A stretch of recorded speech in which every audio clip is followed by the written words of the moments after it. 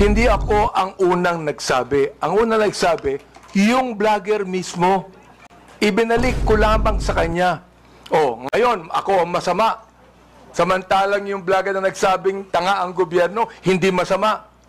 Nung ako ang nagsabing tanga, ako naman ngayon na masama. Ano ba talaga, Mr. Chair? Yes. Thank you for your explanation on that, Mr. Chair. Mr. Chair.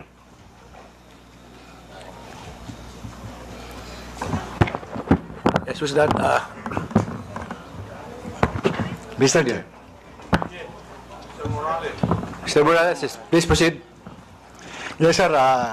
Doon sa kaya Miss Joey Cruz, ang ano ko lang, bilang isang dating tauhan ng gobyerno, wag lang sana tayong magpakita ng anumang kagaspangan para hindi tayo napapansin ng publiko.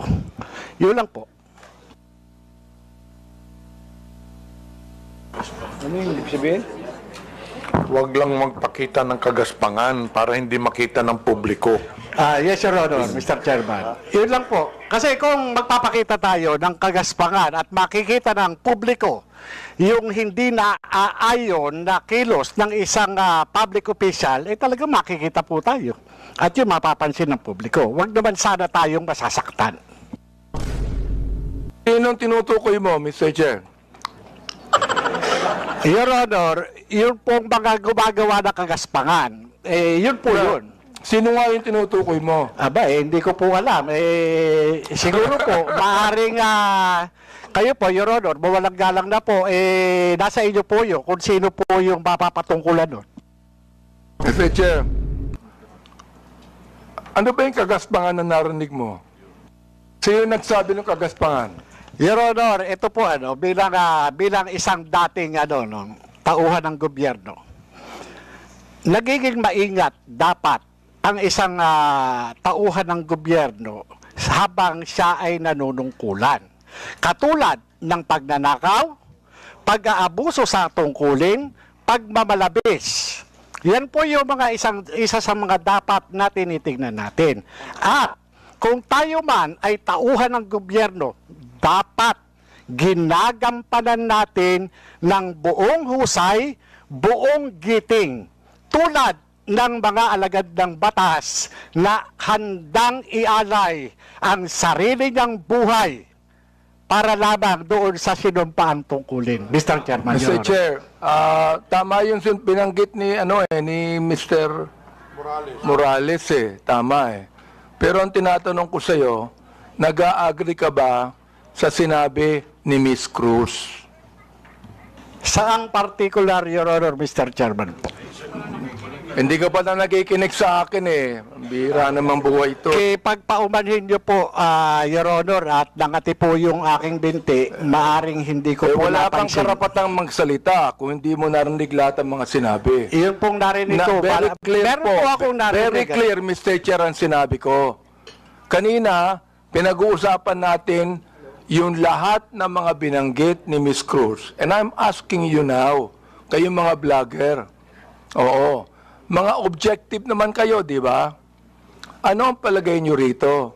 Palagay nyo ba na itong malicious, ulitin ko para malaman mo, itong malicious, profanities, at insults, accusation na ibinigay po ni Miss Cruz, ay kasama po yan sa tinatawag nating protected discourse o kaya naman healthy discourse or freedom of expression? Yun po pinoprotektahan ng batas. Ito po yung opinion o saloobin ng isang mamamayang Pilipino patungkol doon po sa pagkukulang ng isang public officer. Yun po hindi pinoprotektahan ng batas. Ito po yung pag-iingganyo ng paggawa ng illegal o labag sa batas. Yung pagkukulang, Mr. Chair, kung walang ginawang illegal, may karapatan ba siya? Kung walang ginawang illegal, Your Honor?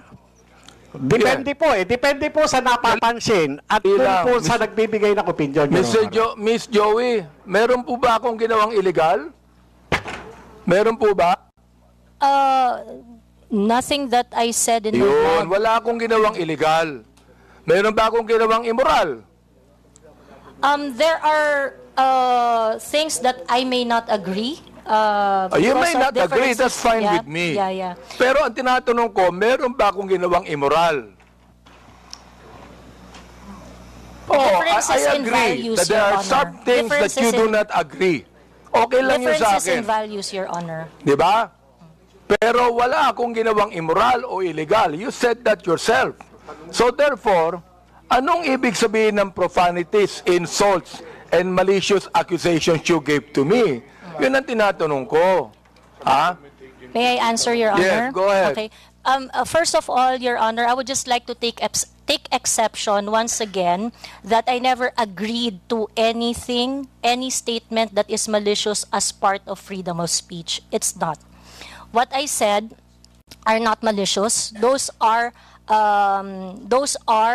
observation on my end, and the profanity is part of part of my expression of discontentment, disgust, because my expectation for a public officer is not met. Therefore, Ms.